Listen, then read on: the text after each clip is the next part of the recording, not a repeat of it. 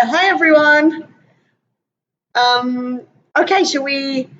I think we start, right? We just go. Yeah, let's jump in. So, hey guys, thanks for joining us today. Beautiful afternoon, but like many people, we're inside, and we wanted to share some information that we've got for you guys on U.S. and U.K. boarding. My name's Emerson Blaze. My name is Cecily Radford. And we're going to go through everything for all those different practices that you guys need to know for US, UK boarding. And then we'll also have some updates for you guys on the COVID and, all those different things that are going on that might affect people, the COVID, for US and UK boardings and stuff like that too. So I guess let's jump in. We got a lot of stuff for you guys today. But any questions, if anybody has any questions at any time, just drop them in the comments and we'll do our best to keep an eye, I guess, and answer those as we go through. Okay. Ooh, no. You can go backwards. Okay. Yeah. So today we're going to go through why a lot of people choose boarding, especially in the UK and the US. Some of the different formats and timelines, and then more specific stuff like how you guys can create school lists if you are doing this from home, if you have a team, if it's just you and your family, how you can actually do this yourself, all the different test prep and interview stuff that you need to do. And then obviously it's a little bit different this year. We'll talk more about going on campus. A lot of people have a lot of schools have canceled campus visits, but we're also doing this video for people who are planning for next year or the year after. So we'll talk about both, and then the application checklist. Yeah, I think one thing that will become clear is that a lot of the time the preparations start quite a few years before anyway, so general circumstances of now may not be as relevant for when it's time to visit, things like that. Cool. Okay, so here's our first sort of slide here for you guys. Why boarding school? Obviously, there's a lot of great schools in Hong Kong.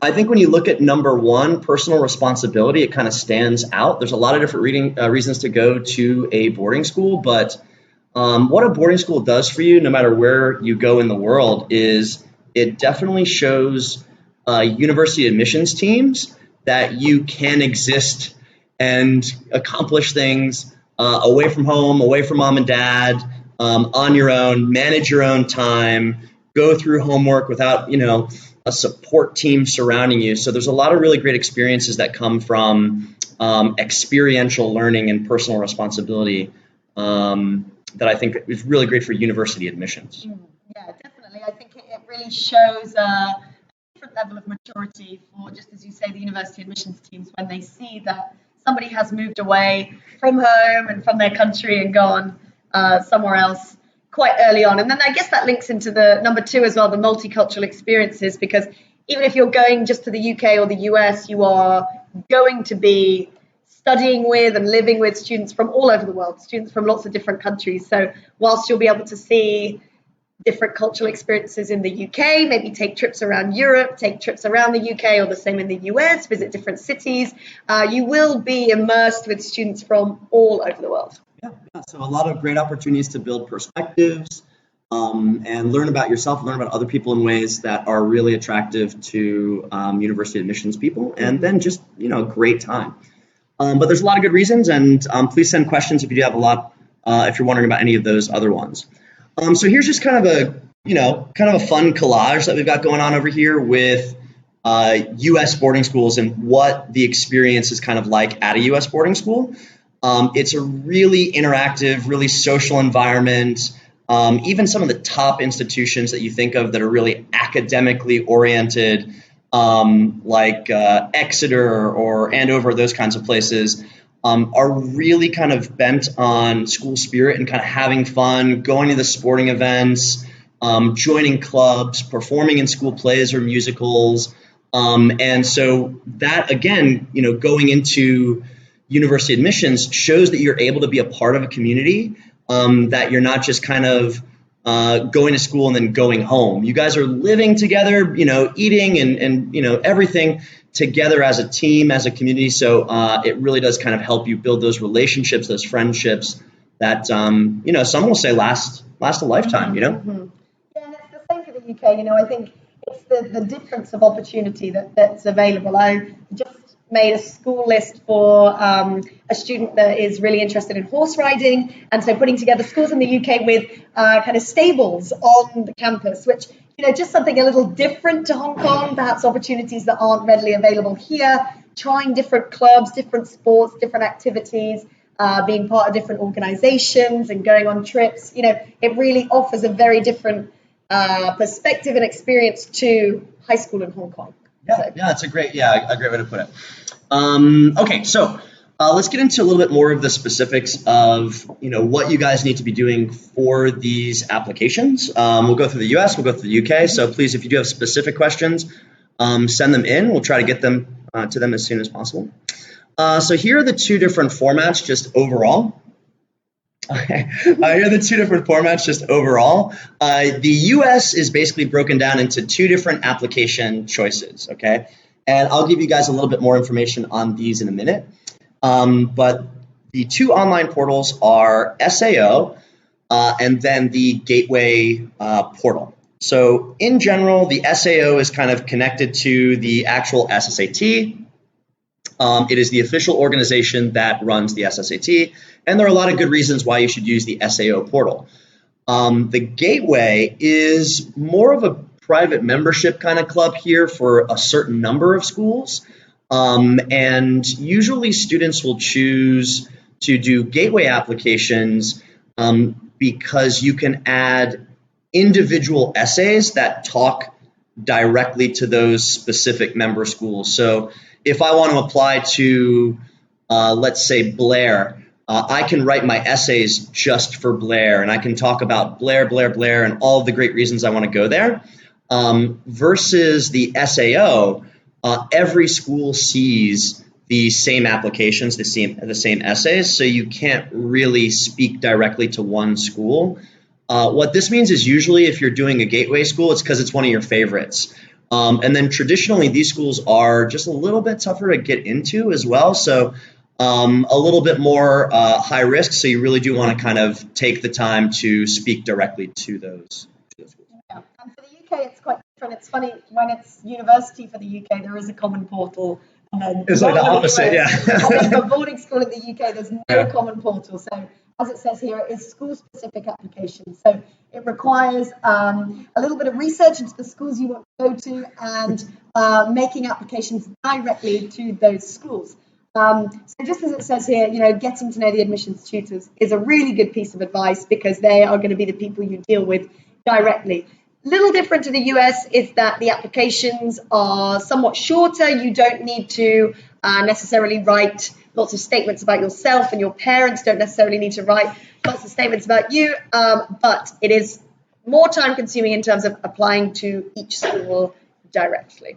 Yeah, okay, let me steal that from you for a second. The time consuming part, that's a really good thing to remember, because if you are doing the SAO for the US, you can kind of just group all of those schools into one application and then just hit submit, and you take care of all those schools. There's hundreds and hundreds of SAO schools, but for the Gateway one, yeah, if you are speaking to each one of those schools separately and doing all those essays, it's going to take a little bit more time. So just as a quick reminder, here's a quick summary. SAO is literally everybody for the most part, hundreds and hundreds of schools. Gateway, there are only a few dozen schools. There are the member schools that are typically a little bit more difficult to get into. And for the UK, sorry. Oh, we flipped it around. Okay. All right. Okay. All right. Well, it's I think we have to just keep going. We have to keep going. Yeah. We still do. Yeah. I think we can go through this and then get into the uni stuff after. Yeah, we'll still have time to. Yeah, if you have it ready. Yeah, that'd be good. Okay, cool. All right, nice. So the U.S. boarding application sort of timelines, the deadlines here. You're going for basically grade 9. Like you usually want to start in grade 9. But that kind of means that you're going 2 years ahead of time. You're starting in grade 7 with a lot of your preparation. You guys can see that the SSAT is one of the first things that you want to start prep doing. So you really want to do that almost a year in advance so that you can actually take that test in grade 8. So with that in mind, it does take a lot of time to actually break those tests down. And usually students will take up to a year. And then in grade 8, for people who want to start grade 9, you're going to get into it right now. You're going to open up your applications in August, September, and then you're going to actually submit them typically by January 15th. So there are individual school deadlines if you are going for the gateway schools, but 99% of them are January 15th. And there is a lot of prep that goes into that grade 7, that year 8 kind of time frame. But then it all really happens so quickly when you're getting into grade 8. Can you apply for grade 10? Yes, a lot of my students have done grade 10. But then you would just switch those 2 years. So you'd switch, start in grade 8, continue in grade 9. A lot of people wonder, is it easier to do grade 10 than grade 9? It kind of depends on the school. Some schools do have spaces. You will hear every single year that people are applying for grade 10. And then everybody at the school does know when grade 10 people are coming in, when new people are coming in. But those are kind of like the general timelines. And if you do have more specific questions, there you go. Okay, so for the UK boarding, there generally are 3 main points of entry. It's going to be year 7, year 9, and year 12. Schools generally tend to cluster the entry into those 3 years because they are key stages in a student's academic life. So year 7, beginning of secondary school, year 9, GCSE preparation, and year 12, A-level preparation. Before we get into exact dates, it is worth saying that if you did want to apply for year 8 entry or year 10 entry, it still is possible. A student of mine that is applying for boarding school now is going for year 10 entry. All it requires is just a little bit more communication with the admissions teams, inquiring into places available, and going from there. But here's a quick breakdown of a few of them. So year 7 entry applications begin very early, or certainly registration begins in year 5, so 2 years before. And then the year before you go, so year 6 is when you'll be taking interviews and exams, and then towards the springtime is when you'd be getting a answer. And then year 9 entry, very similar, but a few more years before. So year 6 is when we should start to be looking at registering interest with schools. And then in year 7 is when the exams will take place and the interviews. And then by the end of year 7, the student would actually know over a year in advance where they'd be going for year 9. So they can enjoy year 8 at their current school and then begin to look to move for year 9. And for year 12, a little different, because by the time it gets to year 12, in the UK, you'll be doing A-levels, which actually means you'll only be studying 3 or 4 subjects. So you need to be applying in year 10 and know what your A-level subjects are, because you have to take exam-specific entrance exams. So here are a few of the common questions that we get for the US-UK uni admissions. And let me just close that. Okay, cool. Okay, so guys, here you go. I think now you can actually see the screen. So we're going to go through some of these questions. If you could hear us before, we're going to go through some of these questions. We're going to go through some of the application numbers. You can kind of see how the Common App and the UCAS are the 2 most popular. Okay, so that's that one. And here's what we were just talking about, the numbers from last year, where very few people are actually getting in. Only a few thousand to LSE, only a few thousand to Oxford, Stanford, 1,000 people, which is actually crazy. They've got like a 3% admissions rate, basically. But here's the top 50. So I hope you guys can see that now. It looks like you can. Basically, what I was saying, the top 50 kind of just stays the same roughly the year in and year out. Some of the other schools that do kind of come in here sometimes are just not members of the Ivy League. They're not members of the Oxbridge or Russell Group kind of schools. So Stanford, for example, isn't Ivy League, even though a ton of people love it. Caltech, MIT, some of these other schools are just not Ivy League schools. But these are kind of the two main groups when you think about US and UK admissions. And they're really, really difficult to get into. So we're going to go through some of those steps. And here they are. So what are the requirements for admissions? How do you go about selecting schools? What do your personal statements look like for the US? What do your personal statements look like for the UK? And then what are the deadlines? Yeah, so pretty straightforward stuff. And if you guys are a team at home, again, if you're just working as a family, you guys can do all of this. It's very doable, very doable. Okay, and that's kind of what we want for you guys, is just to have a little bit of confidence to feel that you guys can do this without, you know, losing your minds pretty much. All right, here you go. Everything to know about both of these. Basically for the US, you've got the common application, like I said, and the format, it's basically 800 schools plus. Every year, dozens and dozens of more schools actually join. So for example, I think the University of Georgia just joined this year. Virginia Tech just joined this year. I think they added another 41 or 42 schools this year to the common application. So it's really almost every single school in the country. You can do as many applications as you want.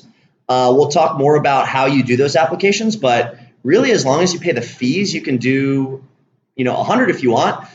But for international applicants, the application fees are like $100 each pretty much. So, I mean, think about the, financial decision of applying to 100 different schools and see what that means to you. We are going to talk about SAT and ACT admissions requirements. For the SAT, the ACT, a lot of schools are coming out and saying that they will not actually require the SAT or the ACT anymore. There are a bunch of schools that have come out and said this. And so we will go through, and if you guys do have questions about specific schools, please throw those into the chat too, because more and more schools are realizing that test centers are actually closed. And it's really only schools that are offering SATs these days right now. So for example, Chinese International School here in Hong Kong is still offering their students a test. But a lot of the other official testing centers around the country have been closed down. So there are schools that are actually saying, hey, we don't really care that much anymore. Yeah. Format for the UK, very different to the US, but I like to think quite concise and simple, actually. Yeah, it's true. Yeah. So when you apply to UCAS, you can apply to up to 5 schools. You can apply to 4, 3, 2, 1, but you can apply to a maximum of 5. Now, Oxford and Cambridge aside, those 5 schools will not know which other 5 schools you've applied to. They don't see who else you've applied to. But Oxford and Cambridge have this weird unwritten rule in England where they only let you apply to one of them. So if you want to go to Oxford, you can't make an application to Cambridge. You want to go to Cambridge, you can't make an application to Oxford. Strange, no one really knows why, but you can only do 1. So 5 in total, 1 application, 1 written piece of work for each school. So nice and simple. I think it's about 500 words long, the personal statement. It's 4,000 characters, so not long at all. And your course of study, now, it can vary. You can apply to 5 different institutions and maybe do a couple of different courses. For example, English and history, let's say, and then just history, just English at others. The problem is that this personal statement I just talked about needs to be relevant for all the courses you're applying for. So you can't really be applying for law at 2 and veterinary science at another 2, because that would be an incredibly different personal statement, very difficult to write. So the course can vary somewhat, but there does need to be some similarity within it. And we don't have an SAT or ACT equivalent. There is no admission test required across the board for UK universities. However, as it says there at the bottom, certain subjects, law will require what's called an LNAT test, and your score will affect whether you get an offer. Same for medicine, there's specific course tests to be done. And of course, some of them may require an interview, some of the more competitive schools. And if you're doing something a little more creative, like an art subject, they may require to see a portfolio and things like that. But generally, no admissions test, no standardized admissions test like an SAT. Yeah, and if you are looking to figure out what school, like I said, I'll get into this a little bit later, but if you are trying to figure out which schools are currently not requiring the SAT, the best thing to really do is to just check the individual school websites. So, for example, there are some big name schools that actually have not required the SAT for a long time now. I think one of the more popular ones is NYU. NYU doesn't really care. I've had quite a few students actually get in without an SAT for the last couple of years. And they just kind of look at your essays, they look at grades, they look at other things. But there are schools, if you are interested, there is no one website to go check. There is no one thing where you can go find all of the schools working together because they're separate. But there are some big name schools that are coming out and saying we don't really mind. For example, University of Chicago. University of Chicago does not really mind. Southern California doesn't really mind. Virginia Tech, again, one of those new schools coming out and saying they don't really mind. So one way is to go through and think about what schools you actually want to look at and then go to their websites. Some schools have even yet to really announce whether they care or they don't care. So continue to kind of check up on those. But yeah. Right. Okay, so selecting schools. The formatting on that got a little bit messed up with the acceptable there, but I like that little guy with his hand. He's happy. So the main thing you want to do when you're refining your list is try to maximize your potential. I don't really like the word safety because a lot of people think safety actually means, garbage program, or like it's not really going to be fun, or you don't really want to go or something. I don't really think that you should think about it like that. I think one of the ways when you're going through selecting your schools, you kind of have to redefine how you view safeties and the way that you kind of think about the value they can add to you. But in general, what is a safety? It's where you kind of exceed the academic requirements for them. That can either be from your IB score, your A-level score. It can be from an SAT score if you have one from last year. But in general, a safety school is one that you would happily go to, you'd happily be a part of. But it's just that you've got pretty decent grades. You've got pretty decent grades for those things.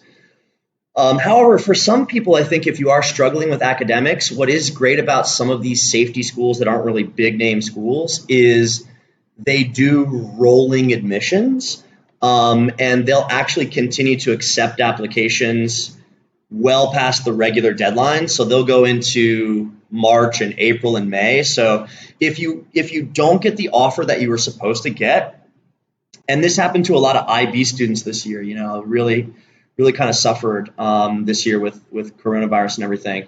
But those safety schools, they do make it a little bit easier for you to get in and then, potentially transfer out to a target or a reach school later. Okay, so what makes a target?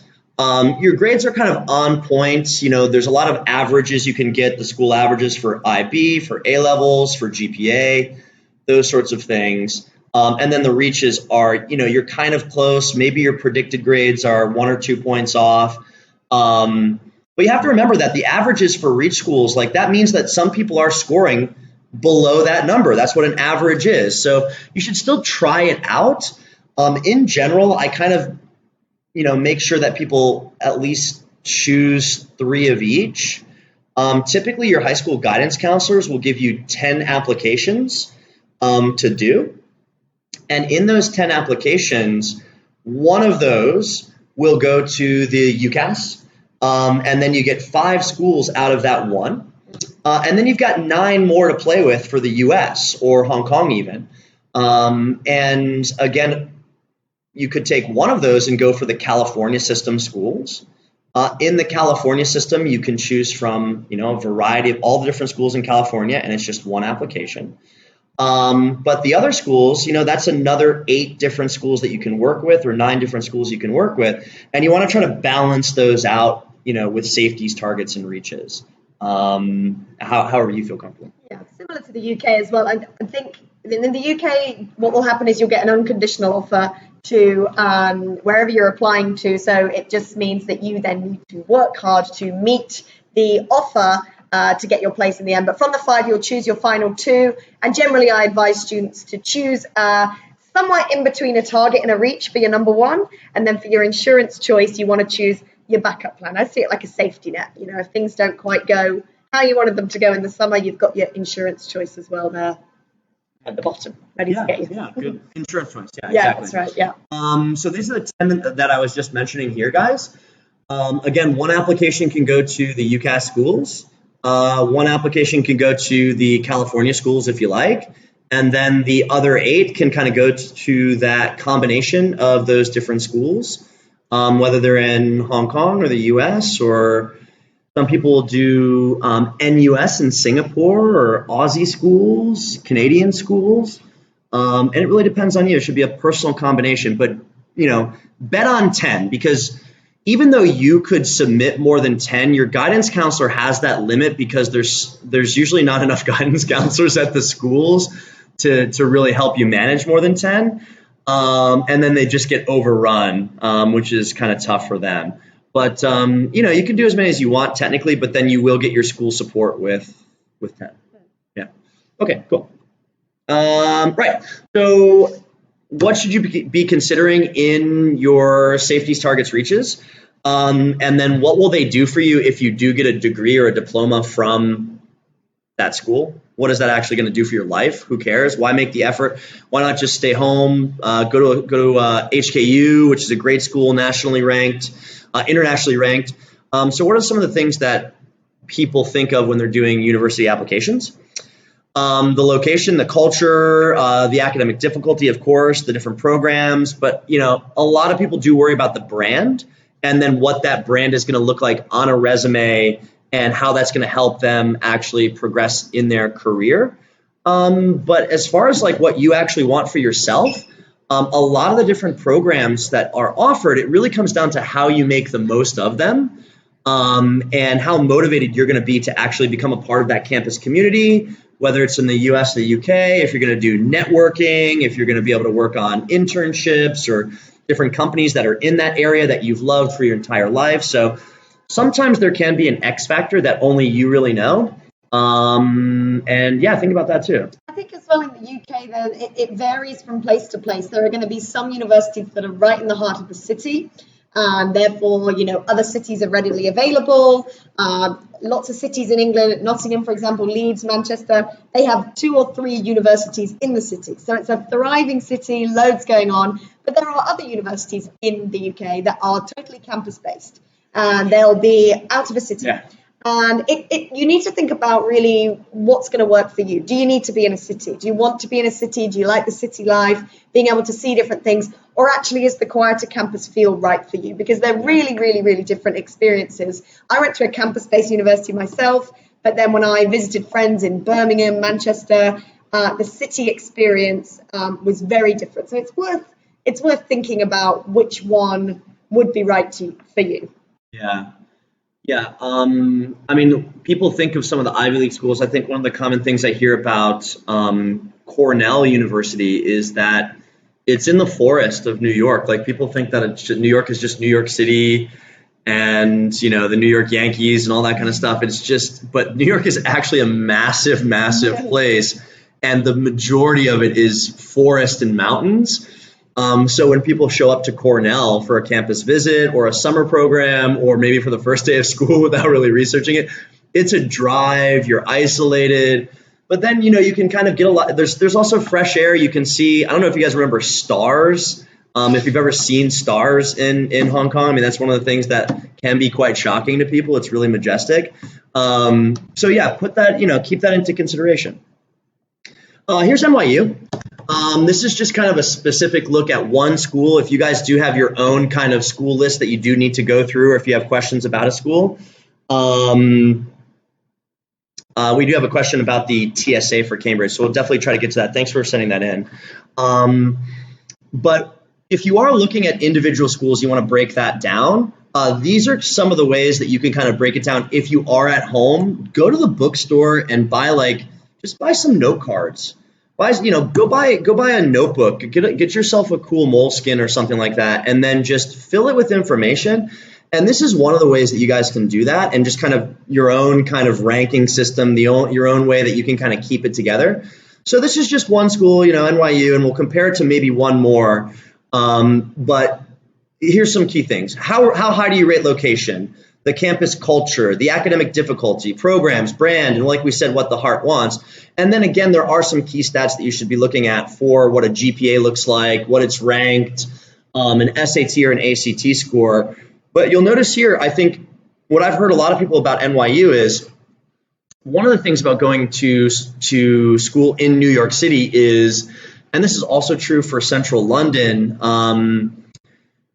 you're just kind of another person in the city. And that can be kind of cool too, where you're mixing in with just ordinary people. You're going to go through Greenwich Village or, Washington Square in New York, and you're just kind of like another person. You might be able to recognize people in your classes, or you can see other students by the way they're dressed or carrying a backpack or something. But for the most part, you're just one of a billion people in New York City.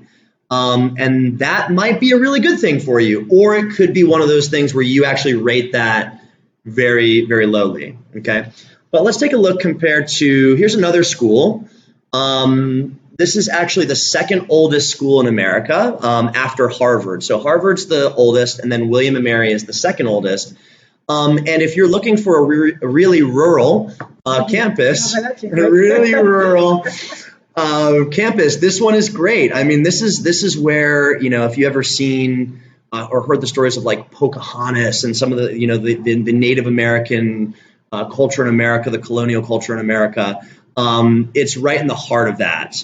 The brand isn't that great. Not a lot of people have heard of William & Mary, even though it is one of the best schools in America. It's really great for law, like pre-law, getting ready and going to law school and stuff like that too. So break down your schools, see what the GPAs are, see what the SAT requirements are, but then actually consider some of the other aspects that might be important for you. I don't know. What's the answer there? Do you know what? That is a really difficult question, because I think that they both have such unique selling points. It's a very, very different experience, both academically and both socially.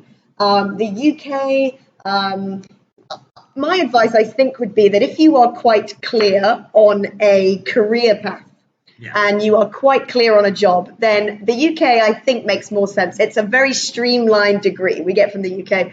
We choose one subject, sometimes two, and we study that for 3 or 4 years. Whereas in the US... Yeah. So the US, it's... the funny way to think about it is if you want to be more flexible, if you have no idea what you're doing, maybe, go to the US. So the US, you can choose to apply for like a business school. So a lot of people will go to Stern Business School or Wharton Business School and stuff like that. And those are very sort of clear pathways. But in general, you don't have to do that. You can apply to just a university at large and then declare your major. You don't really have to declare your major until your third year, which, I guess is just alien to us. It doesn't really seem, when you think about it, it's a little bit strange. But that's kind of a little bit of the different experience, where the US, they want you to kind of come in, sort your life out. If you're 18, 19 years old, take the required classes, and see if you like anything, see if one of those classes does kind of, connect and stuff like that with you. But then you can actually kind of determine what you like based on, some of the US campus life and how that fits for you. But in general, UK, straight and narrow path, exactly what you're doing. US, you're still figuring yourself out. And you can actually transfer too in the US. Like I think I mentioned this a little bit earlier for you guys. If you don't like your school, or if you get into a safety school, a community college even, you can actually transfer just after 1 year. And then go to a much nicer school. So there's that too. In general, US campus life, here's one of the things that people will consider. Again, it's really sort of based on school spirit. And then there are 4 undergraduate years. We don't really think that 3 is enough. I don't think people really learn anything in 3 years. Well, Well, it's gotta be 4. Can't be 3. Only 4 will work. No, it is longer than the UK. 4 undergraduate years. And like I said, if you look down at the bottom there, guys, you can actually transfer, change majors. You can stay in the same school. You can do these sorts of things.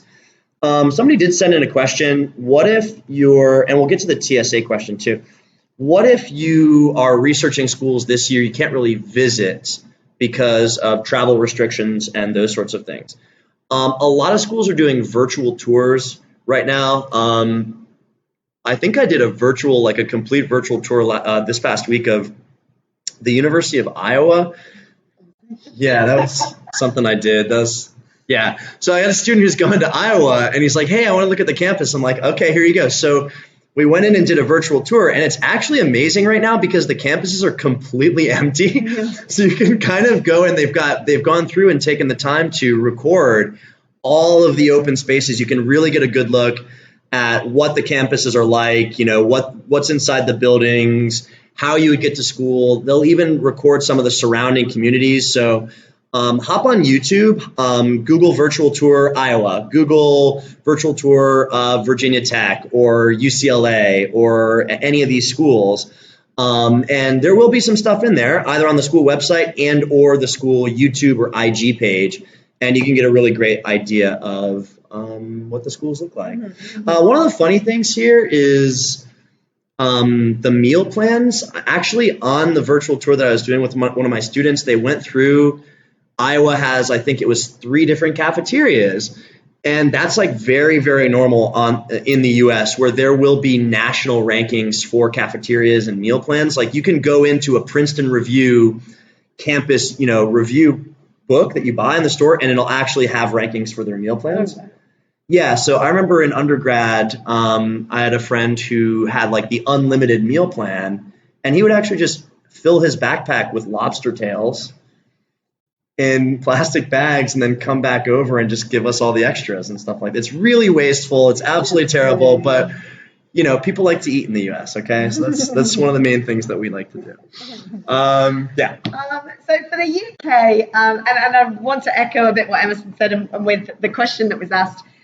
UK and the US as well, university admissions teams will be doing everything they can right now to provide online resources for prospective students.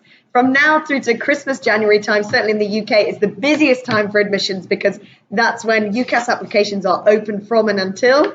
So they will be putting on a lot of events. So I suggest universities you're interested in, get onto their pages and sign up they'll be doing online webinars, they will be doing tours, they will be doing talks with professors, talks with admissions teams. I just know that they will. So there will be a lot put in place to ensure that the open day experience you had, they will have it online. I'm sure they'll do residential hall tours as well. Yeah. So for the UK campus life, so like I said, a little different depending on if you go city-based or campus-based. But generally, the UK has a reputation of being highly academic and very professional campus atmospheres. As you see from this picture here, this might be quite a common scene at a UK university. We have very grand buildings, very historic buildings. Sometimes you even get to live in those, but often you'll be studying in them. The libraries will be situated in them. The dining halls will be in them. So it really does feel a little bit Hogwarts-esque at a lot of the universities. Yes, we only do 3 undergraduate years unless you study a language or you opt to do what we call a year abroad, which is after your 2nd year and before your 4th year, you would go somewhere. You can either do an industry internship or you could maybe go somewhere in Europe or even to the States or Australia and sort of do an Erasmus study over there. UK university holidays are I was just looking at that. Crazy. Insane. You'll be home more than you realise because, well, lots of people do stay, but first term will run from sort of late September to early December. Then second term will run from early January through to maybe early April. That's probably the longest. Then you only come back in your 3rd term for your exams. And then before you know it, you have 4 months off for your summer. So obviously amazing. It's also a brilliant time. We only have 3 undergraduate years. So it's really good to use the long summers and the long holidays to get yourself ready for when you do graduate, get into internships, get some industry experience. certainly my first year after university, I did not use the time wisely. And then you realize that, okay, I have 4 months off here. I must use the time. So the holidays, they're long, but if you use them wisely, then they're brilliant. Yeah, that's a good point. I think also too, what you'll realize when you do enter a UK university is that a lot of those holidays are actually kind of connected to what they call like reading weeks. Right, yeah. And so even when you're not having classes, you might be off of your classes, out of school for weeks or months, but you're just expected to actually be writing papers, and turning in assignments and researching, reading books, getting into the library and that sort of thing just on your own time. I remember, I ended up doing, for Christmas break, I stayed with a buddy and his family in Cheshire, and there was maybe like 8 of us, and we were all kind of with this great scene around the fire and stuff like that, but we're all with our computers and doing, like, everybody's still doing papers, like we have stuff that's going to be due, and even when you are on Christmas break, or Easter, whatever it is, just, they're going to put the emphasis on you. And that's kind of like what A-level students have to do a lot, right? Like where you really only have those end of the year exams maybe, but you're studying on your own a bunch. Yeah, there's a lot of self-study, self-study. You'll find your contact hours actually at a week in the UK university will be quite low. You'll probably be quite shocked when you arrive to think, I've actually only got 12 hours of classes this week. Oh my goodness. Yeah. What am I going to do with all this time? But there is a lot of self-study, a lot of research, and a lot of, independence. Yeah, really, really independent learning, I think. Personal statements. Okay. So for the US, it's called the Common App, right? And I'm just looking, why are we so bright right now? So there's one essay. It's 650 words, and everybody gets to see it. So every school sees the same one essay, and you actually get to choose. And in contrast to the UK one, you're not really talking about anything you want to learn, anything you study. You're kind of writing a story that's like a TV episode or a movie scene about your life. And basically what this is supposed to do is, it's a little bit weird, but the US unis, they kind of want to just see that you're a human. They want to see that you have some personality, some imagination. They want to see that you can describe a learning experience. So a lot of the questions, you've got these 7 choices, and they're mostly about like, hey, describe a really difficult moment in your life. Describe a hurdle that you kind of overcame, or an obstacle that made you fall. And then what did you do to get back up again? Describe that moment.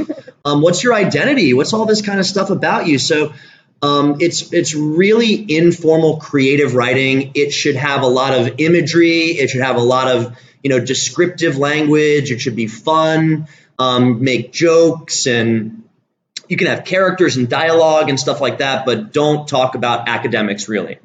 But then at the very bottom, if you guys look at the bottom of the US side, there will also be supplemental essays for each individual school. Okay, and there's usually at least one.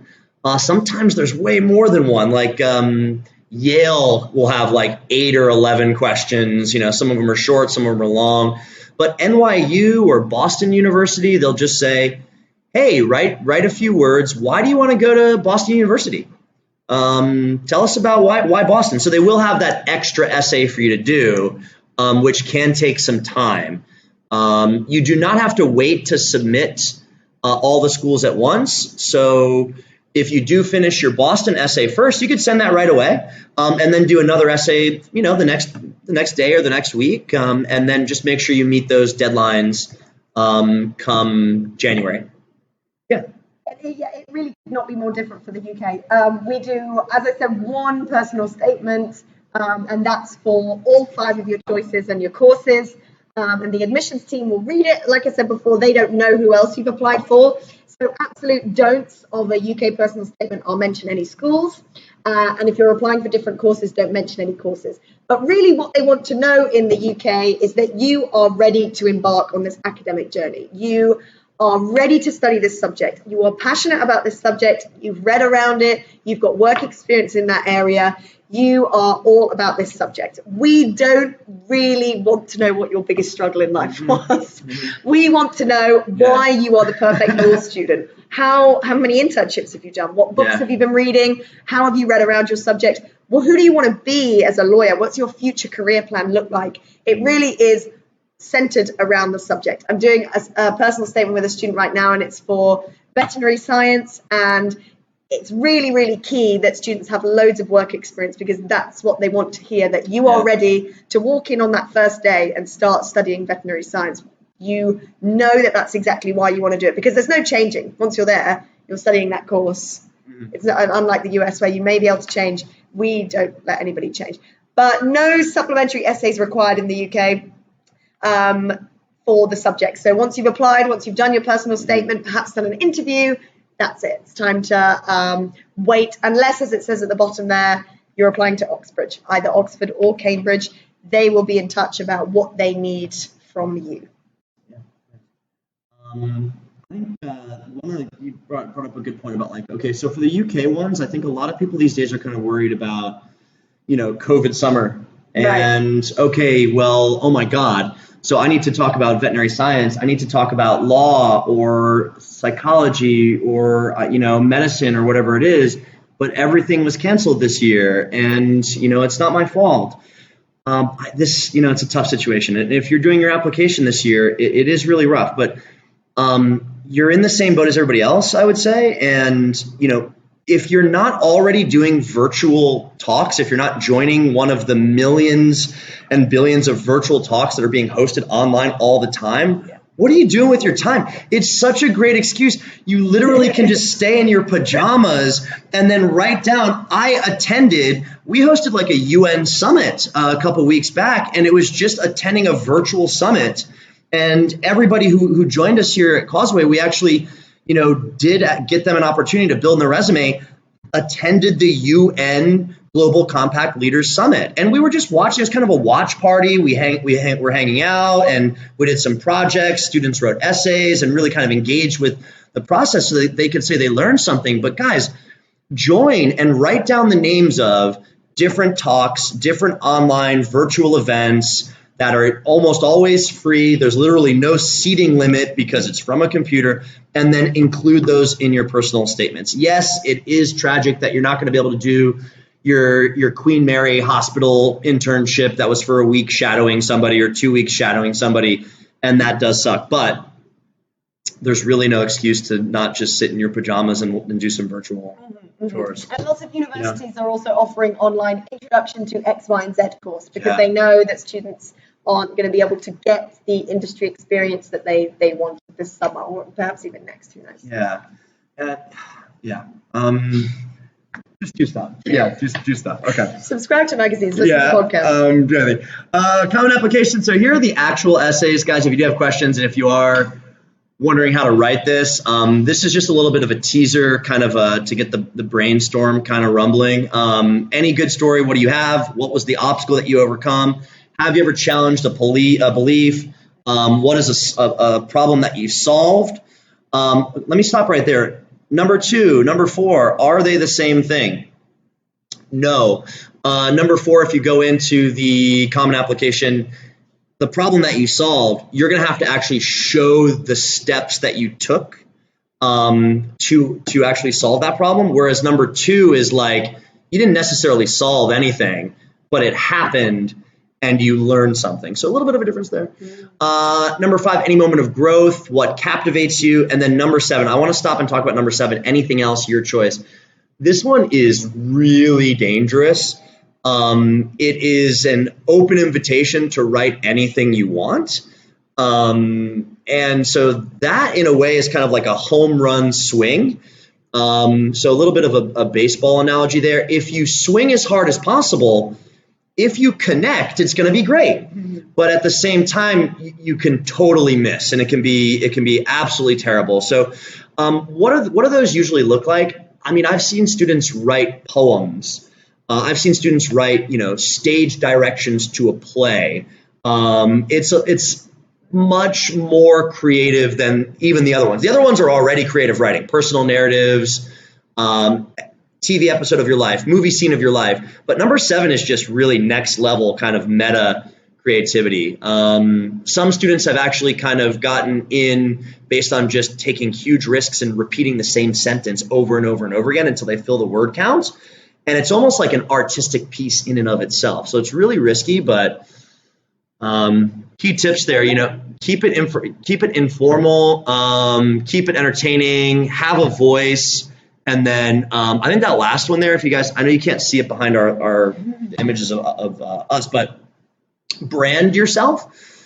Make sure that I would say when somebody's reading your essay, if the admissions team says, hey, Cecily, did you like that one essay? And then Cecily says, which one? I say, oh, the one that, and I can't really put my finger on it. I can't really explain what the essay was about. You didn't do the best you could have. You need to have like the admissions teams or the administrators say that essay about X, that essay about Y, Z, make sure that you actually have a clear brand, a clear kind of almost like a weirdness that pops out to show that you are an exciting and creative individual. Yeah. So here's one example that Johns Hopkins released, and I would just invite you guys to look at some of the language, look at the structures. It's not an introduction, body, and conclusion paragraph. It's informal. Some sentences are very short. Some paragraphs are very short. The grammar is not necessarily correct in every case. But you can also kind of see it's very descriptive.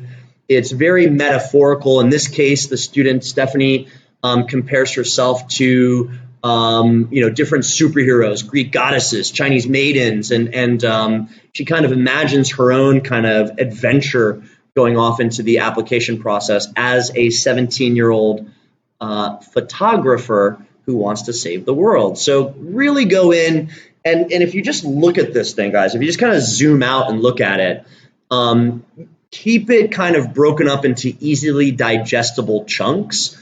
Your common application essays should look almost like a magazine article or a blog. They should not look like an essay. They should not look like a New York Times article.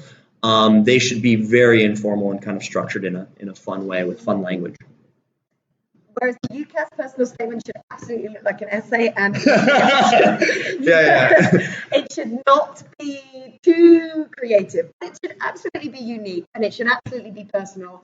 But it needs to be formal. It needs to get the job done. Okay, so it's great to be creative in certain things, but show how you've been creative in a formal way.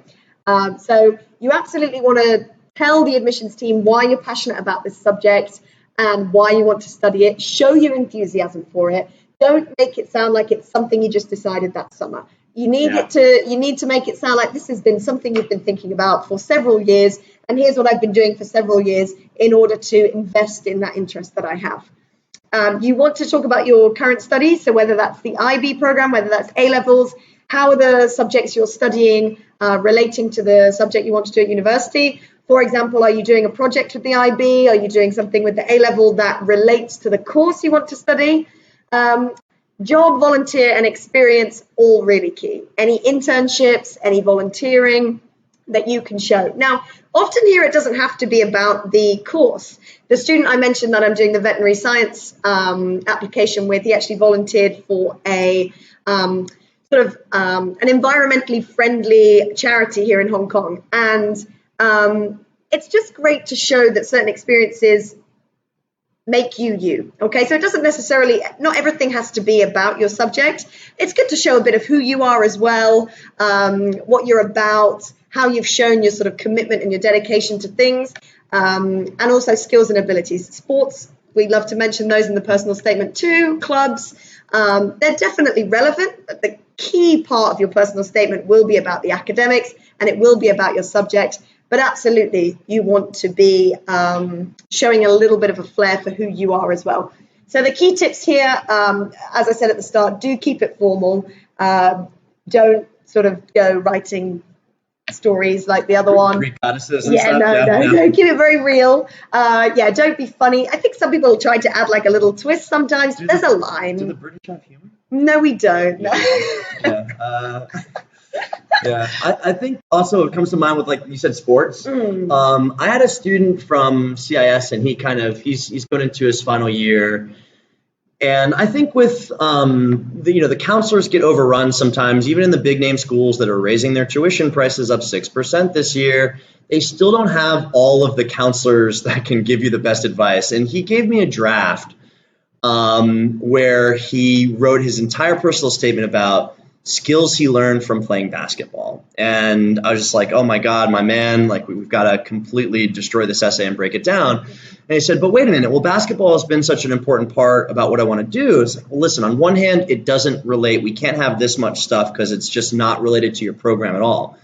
But how can I talk about basketball on my UCAS application? Well, what are the personality traits that you learned from playing on a basketball team or working with animals or the environment that can actually translate into the program? So he's going for a business program. And obviously in business, you need to have excellent communication skills.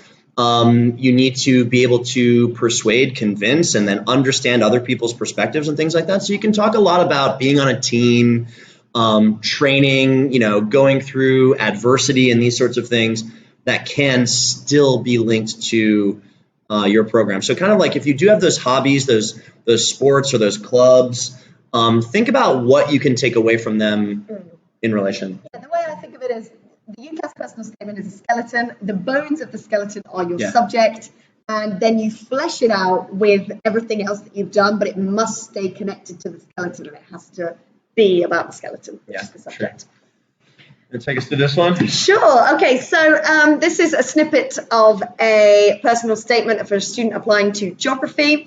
So lots of people like to start off with this general statement at the start. What does the subject mean to them? What is it to them?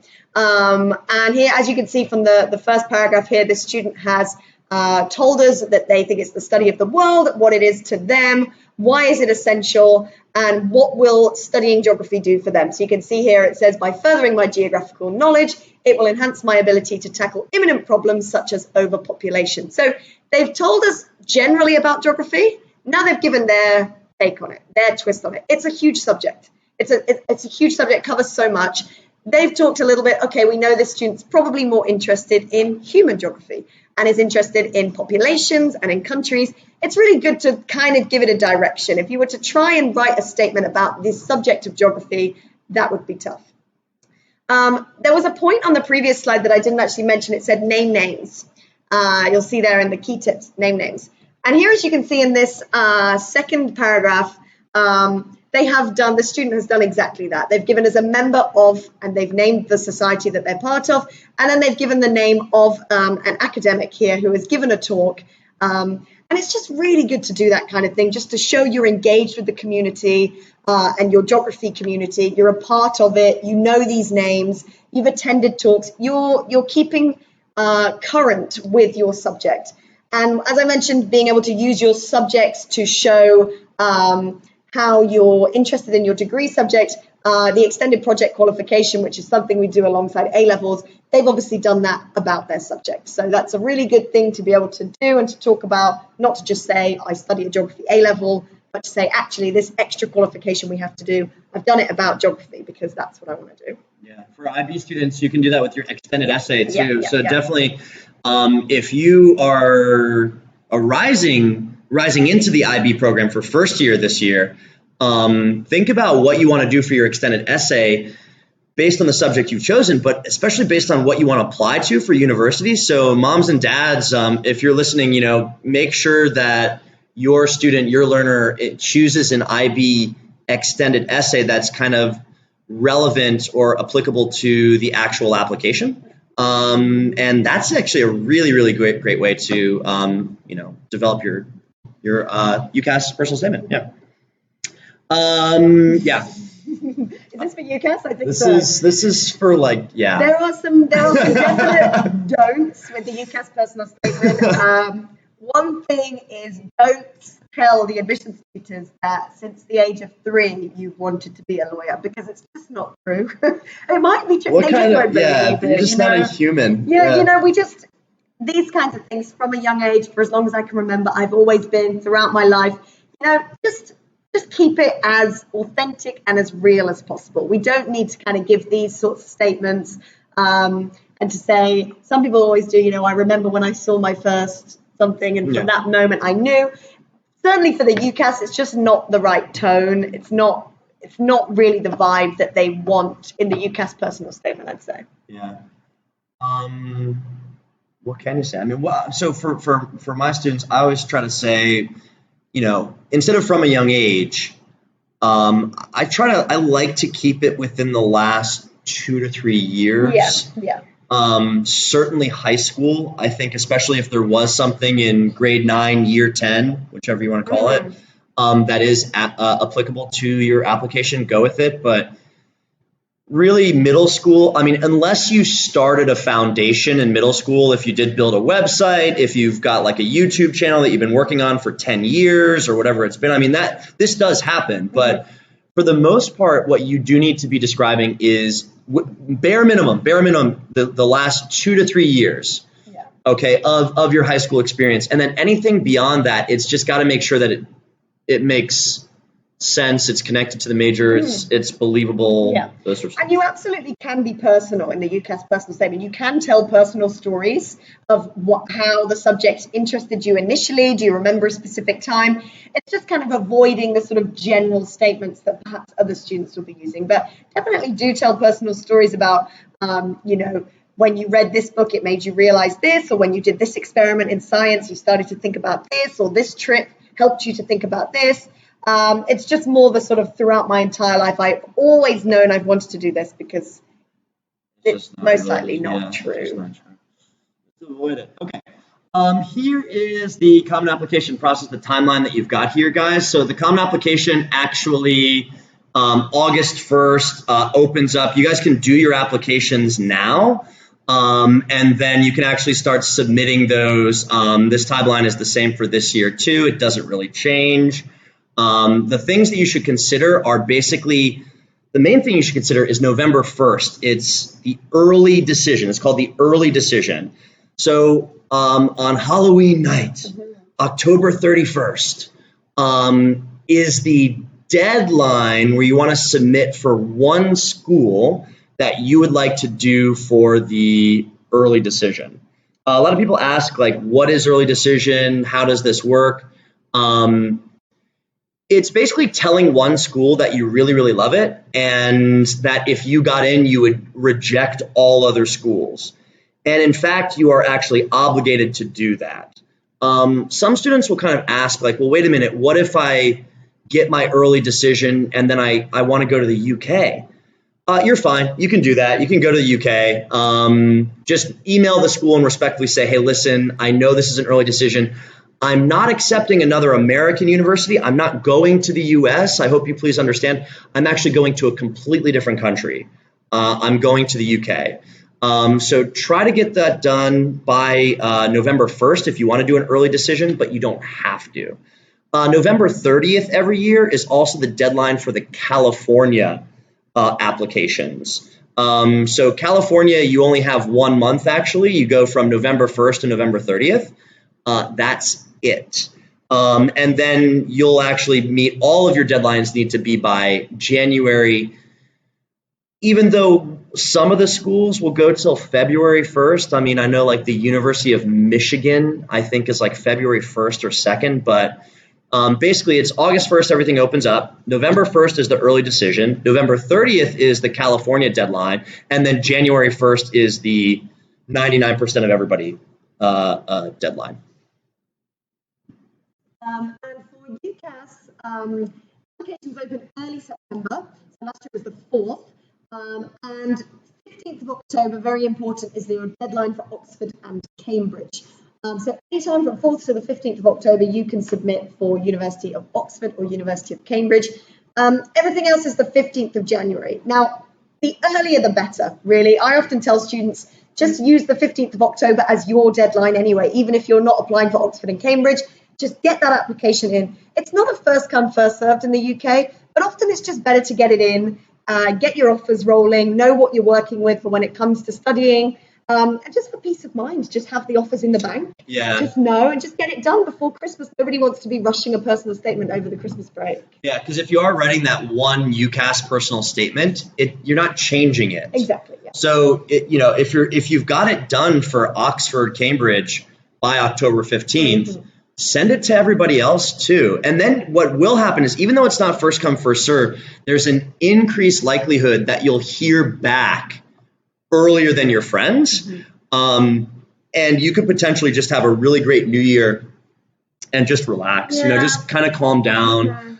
Obviously things were a little bit weird this year with offers, and IB scores and A-level scores just got back like 2 days ago. So it's a little bit wacky this year, but no matter what year it is, guys, the timelines are the same. And make sure if you can get those in before October 15th, you're in a pretty good position. I would say the one thing that we could watch out for is clearing. Clearing goes until late summer too. So clearing is an opportunity. I think some people will ask, like, what happens if I do my school list and I submit everything by October 15th and then I totally bomb my exams, or something happens and I just, I had to, leave school for a couple of weeks, my grades went down, or whatever reason you could potentially have. What happens if I miss every single one of my offers? Or I get into one of my offers, but I actually don't even really want it.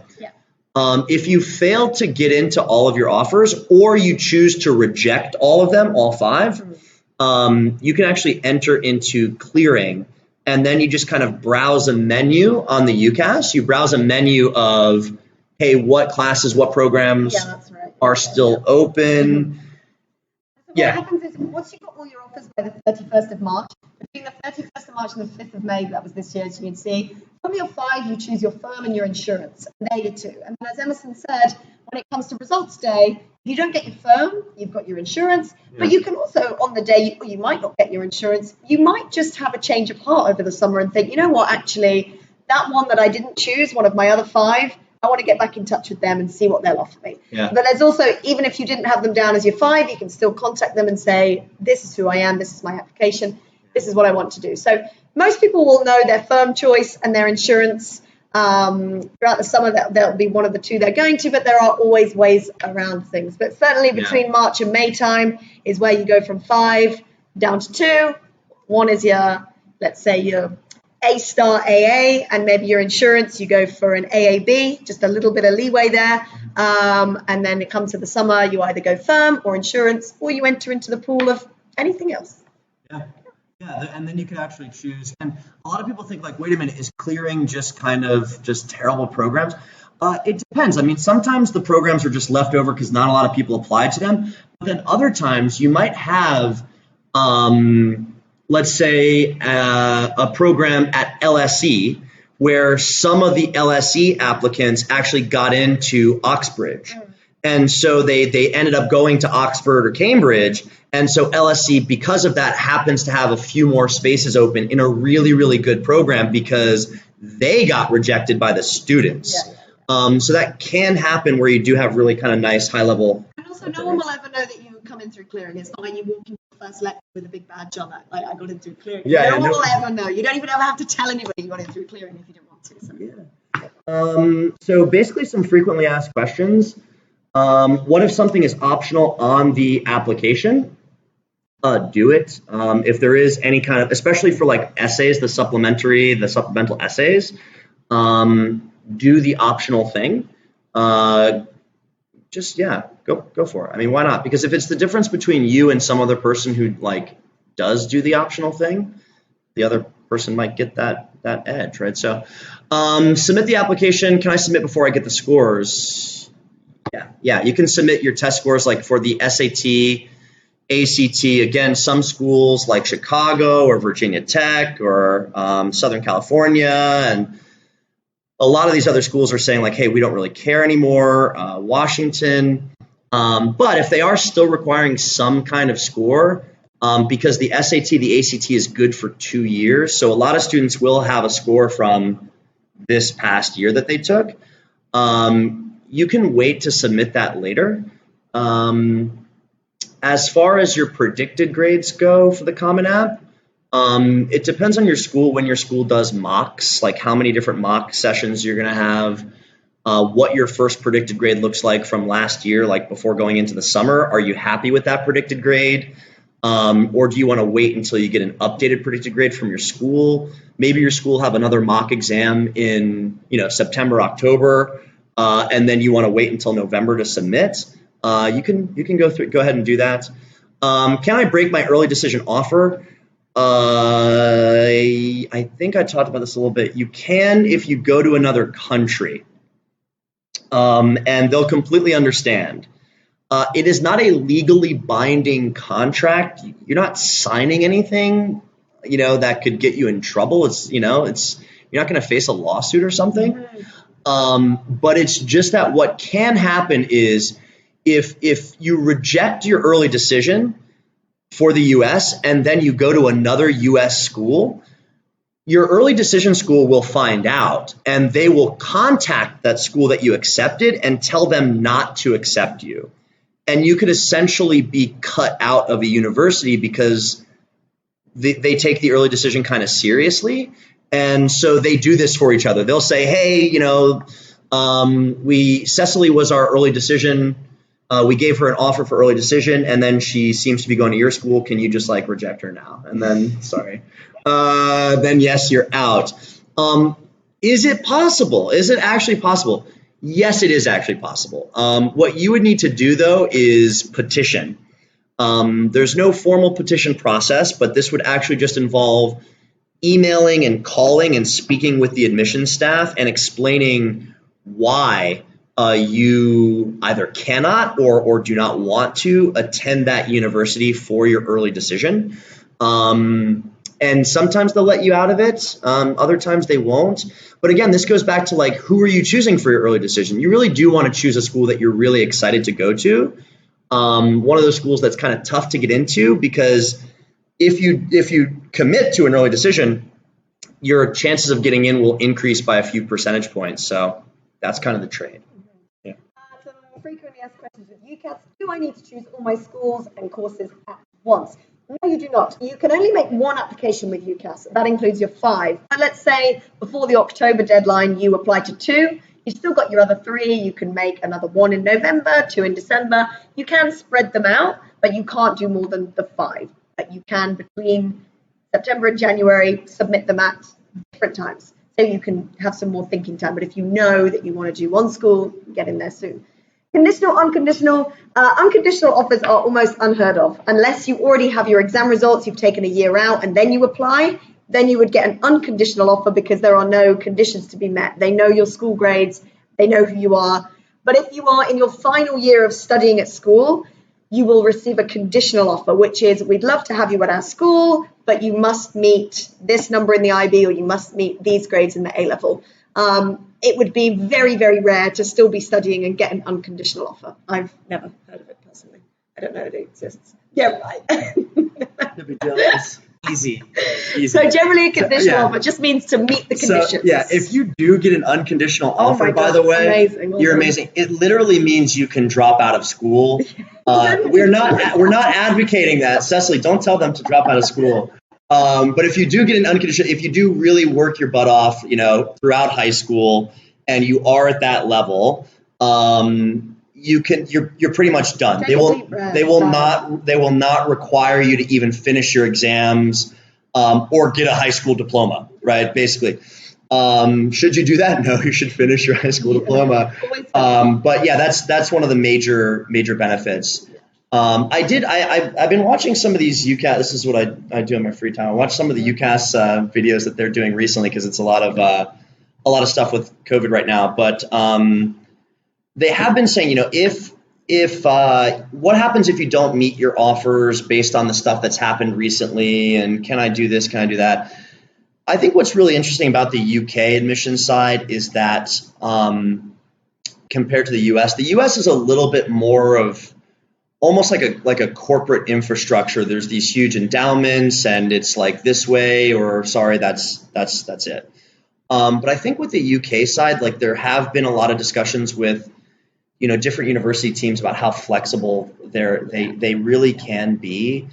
Especially because students are only picking that one program. So if you do not meet your offers, before you go into clearing or before you decide to go to the States or something like that, you should definitely try to speak with the admissions team and petition them and email, call, and talk to them about why they are the school for you, why they are the program for you. And it might just work. I mean, this is not a very traditional way to do it, but they are actual human beings on the other side of the phone, and they're usually small teams, and so you can do it. Yeah. And what is clearing? We sort of covered. Essentially, it's universities want to clear their places. They want full cohorts, so they clear their places and they allow for people who have not yet made an application to them to call them up and say, hey, do you have any spaces left on economics? And they'll say, yes. Let's read your statement. They type in your UCAS number. They'll read about you and they'll say yes or no. They'll say yes. They'll say yes. They'll say yes. Yeah, they'll talk. So I think that's about it for us, guys. Thanks for joining in. Thank you. We did have one question about the TSA that I think we maybe did not get to. Hopefully we've answered everything else, but basically the TSA is the Thinking Skills Assessment. It's an additional Oxbridge requirement where you will have to go through and actually perform, additional testing. We did talk about this. It is for Oxbridge specifically, for certain subjects. It's not even every subject. The school will tell you which subject it's for. And then other than that, it's really just for medicine. You'll have to do some sort of testing, which is the BMAT or the UCAT. And then for law school, it's the LNAT. Some people do ask, when can I take the LNAT? I actually will end up doing quite a few LNAT lessons. It's got to be the same year you're applying. So you can practice doing an LNAT. Like you could jump in and do a diagnostic test. We have students who come in for LNATs or BMATs and do the diagnostic test, but you can only actually do the law school admissions test in the same year. So you kind of have to prep. You don't really get a lot of chances. So, but if you are going for one of those extra programs, the special programs, you'll have to do an extra test. Other than that, guys, I think we kind of covered everything. We even covered a little bit of boarding school. Kind of loaded up the wrong PDF for you guys there. So sorry about that one, but you guys got a hint at our next seminar for boarding. Put it in your next university. Put it in your exactly. No, but honestly, like the boarding stuff, like when you think about why people are going to boarding schools too, is that the boarding schools in the US and the UK, they're really, really geared towards admissions. Everything you're doing. I was just looking at the Exeter school calendar, which is like the #1 US boarding school, Phillips Exeter, and they already in September, they already have stuff for upperclassmen to prepare for the SAT, for the ACT, to go through different university admissions programs. It's just a part of their calendar too. So again, this is another reason why some people do kind of apply to those boarding schools and get into those UK universities. So, but thanks for that, guys. I know we went a little bit over there, but thanks for the questions. I think we got to everybody, but if you do have anything else, just feel free to email. Those are our emails and everything like that going in. I think you can see it. Yeah. And just call in anytime. So thanks for that, guys. Thank you. Take care. Bye.